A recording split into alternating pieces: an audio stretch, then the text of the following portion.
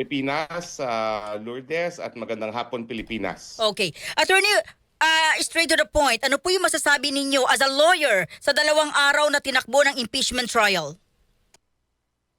Well, malaki talagang pag-aksaya ng panahon nito, no? Dahil kung akalain ng prosecution na impeachable itong ground na una nilang pinipresenta, itong di umano ay grave threat, sila'y nagkakamali. At nakita natin na napakahaba ng magiging proseso dahil kauna-unahang testigo pa lamang ay isang araw nang naubos at hindi pa tapos. At ngayong araw ay magsisimula pa lang yung cross-examination. No? So sa tingin ko, dalawang bagay. Meron talagang kakulangan sa ebidensya at saka kinakailangan talaga repasuhin ng impeachment court kung talaga nga bang impeachable offenses yung mga paratang ng prosecution. At pangalawa, humanap ng mga pamamaraan para mapabilis ito dahil kung hindi, this will be the longest impeachment ever in Philippine history. Ano pong say ho ninyo na nagpalit ng presiding officer? Is it legal? Is it right? Pwede ba yun? Well, binigyan babala na ni Senator Alan Peter Cayetano at saka ni Senator PM Cayetano, no? Nasang-ayon sa ating saligang batas talaga at binasa pa nila yung records of the Constitutional Commission na talagang it is assumed that the Senate President will preside. At in fact, itong nakikita nating imahe na dalawang nakaupo sa Ross Room, yan ay kapag ang linilitis ay ang Chief Justice lamang, hindi po Chief Justice. Ang paglinilitis ay ang Presidente lamang at ang uupo sa harap ay ang Chief Justice at ang Senate President. Pero nakikita natin ngayon na palibasa, ang hinalal nilang Senate President ay walang kakayahan na mag-preside, meron tayong isang miron doon na nakaupo doon sa harapan na ang tanging dahilan kaya siya naroroon para sabihin na hindi niya ipinaubaya completely sa ibang tao ang pagpe-preside, samantalang alam naman natin na talagang yun ang nangyayari. Attorney, kung walang kakayahan si Judge Gatchalian, of course hindi siya abogado, no? Then questionable para sa inyo, saang parte etong si Judge Escudero? Well, ang punto kasi is yung tinatawag ang procedural due process. Hindi kasi po pwede na bagamat ang Senado ay may kapangyarihan gumawa ng sariling rules niya, na unang-una, yung pagbubuo ng rules na yan ay gagawin na labag sa saligang batas dahil nung yan ay inadapt ng Senado, wala silang quorum. Pangalawa, hindi po pwede na ang Senate rules ay aamendahan ang nakalaad sa ating saligang batas. Uulitin ko po baka despite the fact na napakahaba ng proseso, napakatagal, napaka-cumbersome, mababaliwala ang lahat dahil hindi nila sinunod ang saligang batas. The Senate may be the Senate, but it cannot override the Constitution. Naniniwala po kayo na posibleng katigan ng Korte Suprema yung inihain ni na Attorney Torion na kini-question ito pong impeachment trial?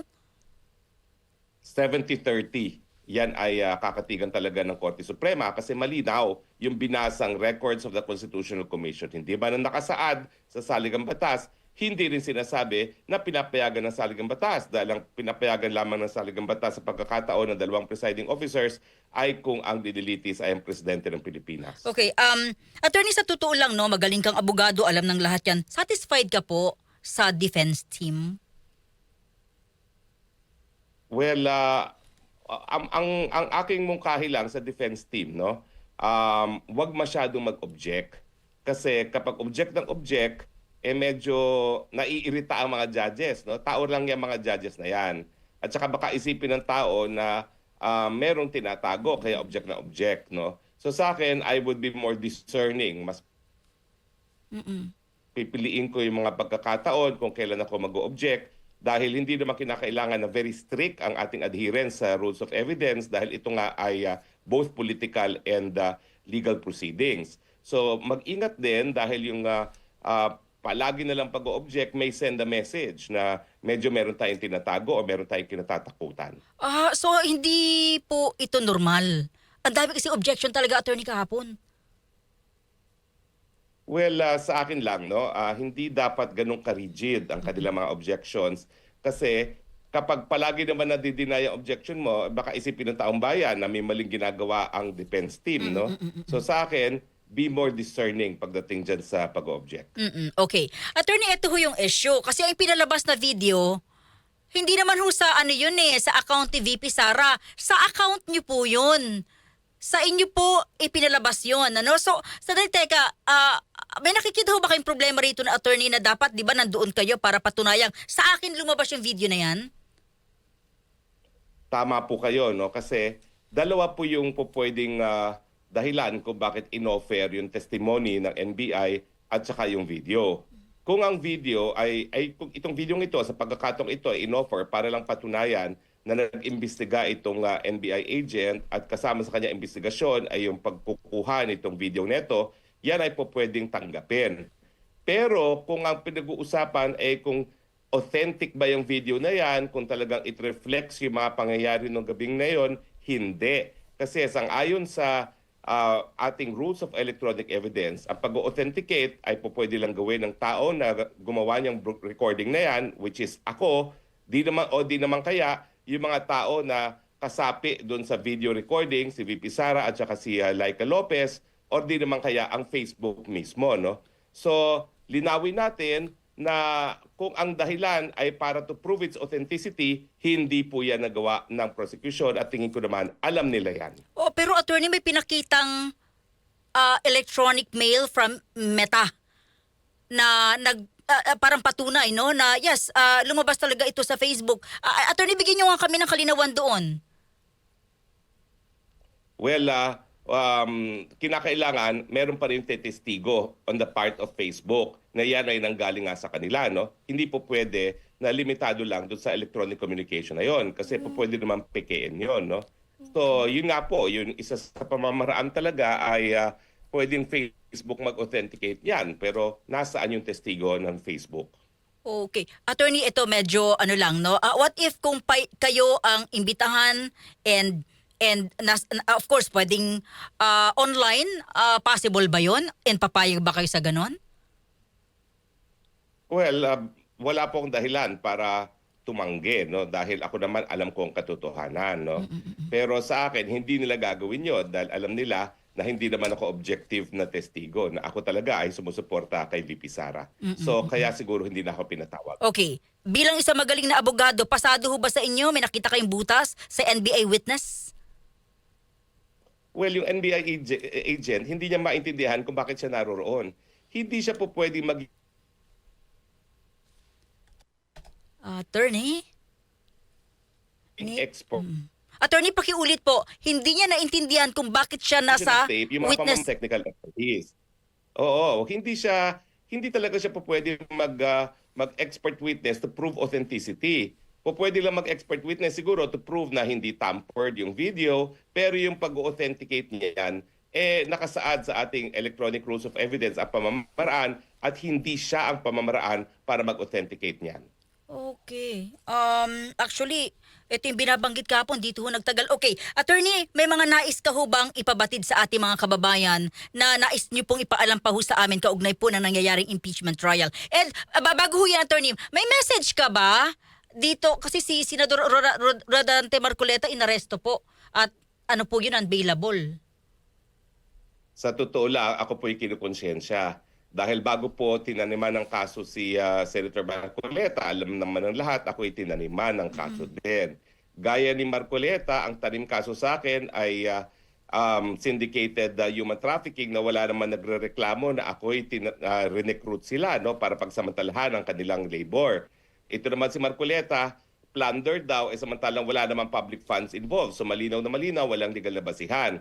Pero ang dahilan kaya ako ay humingi ng asylum ay dahil pinangangalagaan ko aking karapatan ng kalayaan at si Marcoleta naman, si Senator Marcoleta, hindi na siya nabigyan ng ganyang pagkakataon at ngayon pinakaitan ng kalayaan bagamat alam natin na tanim kaso yan at aabot siguro hanggang 6 na buwan bago siya makakuha ng order na pwede siyang magpiyansa. No? So sa akin, ang mensahe kay Senator Marcoleta, kapit lang, bro, at alam naman natin na yan ay walang katuturan, alam natin yan ay panunupil, alam natin yan ay sang-ayon sa kanilang plano na tanggalin si VP Sara bilang Vice President, patawan ng parusa dito sa impeachment ng permanent disqualification for public office. Pero, bro, the truth shall set you free at ngayon pa lang nakikita talaga ng mga taong bayan, hindi nila makakamit ang kanilang pakay dahil walang kakwenta-kwenta itong mga paratang nila kay VP Sara. Dapat pa ho ba bumoto yung tatlo, attorney? Ay sabi po ng saligang batas, talagang ang conviction ay base sa 2/3 ng lahat ng miyembro ng Senado. At kung ang prosecution ilalabas sa kulungan yung aking akusado sa 2 counts of kidnapping for ransom para tumistiga, bakit hindi ang mga senador na hindi pa rin napapatuloy na nagkakasala ay hindi ba bibigyan ng pagkakataon na bumoto? Sa tingin ko nga ngayon, hindi lang sila may karapatan na bumoto, may karapatan pa rin silang sumapi sa paglilitis. Kung papayuhan niyo po si VP Sara, kasi ang dami nagsabi mag-resign na lang, total pwede ka pa namang tumakbo. Baka kasi walang patutunguhan, baka talagang matuloy yung impeachment, di na ho siya makakatakbo. Dapat ho ba mag-resign o talagang lumaban hanggang dulo si VP Sara? Kapit lang, laban lang hanggang dulo dahil ngayon pa lang, kita ng taong bayan ang mga paratang laban kay VP Sara ay mga ampaw. Attorney, kumusta ka na? Okay naman po. Ito po, Pwede medyo bang pag-usapan bagong gising. yung... pansin ko Naghahanda na para sa ating live coverage din, no? Dahil kino-cover din namin ng mga kapwa ko vloggers itong paglilitis dahil kinakailangan magkaroon ng explanation naman dun sa ating mga kababayan, lalong-lalo na kapag naging napaka-technical na ng mga balitaktakan. Attorney, kumusta yung request mo dyan, yung asylum? Well, patuloy pong nakabinbin, nag-aantay po tayo ng resulta. Yan lang po magagawa natin sa ngayon. At uulitin ko, hindi ka pwedeng arestuhin hanggat may asylum ka, di ba? Hindi po pwede hanggang hindi pa binabasura asylum with finality. Kung hindi man ako magwagi in the first instance, meron pa pong 3 appeal stages dito sa Austria. Huli na lang, attorney, may message ba kayo nung nakatanggap ng pambubuli etong sina Secretary Claire Castro sa mga Filipino sa Canada? Maraming salamat po sa mga kababayan sa Canada at talagang ginamit niyo ang kalayaan ng malayang pananalita para iparating kay Claire Castro ang saloobin ng taong bayan dahil mukhang hindi nagigets ni Secretary Claire Castro na busit-busit sa kanya ang sambayanan. May mensahe po kayo sa ating mga kababayan, attorney. Mga kababayan, kapit lang po tayo. Talagang napakahirap ng buhay natin dahil bangagang namumuno. Pero God is good. He said He will not forsake us. So, kapit lang po. Attorney, maraming salamat. Ingat po kayo dyan. Mabuhay kayo. Thank you. Maraming salamat.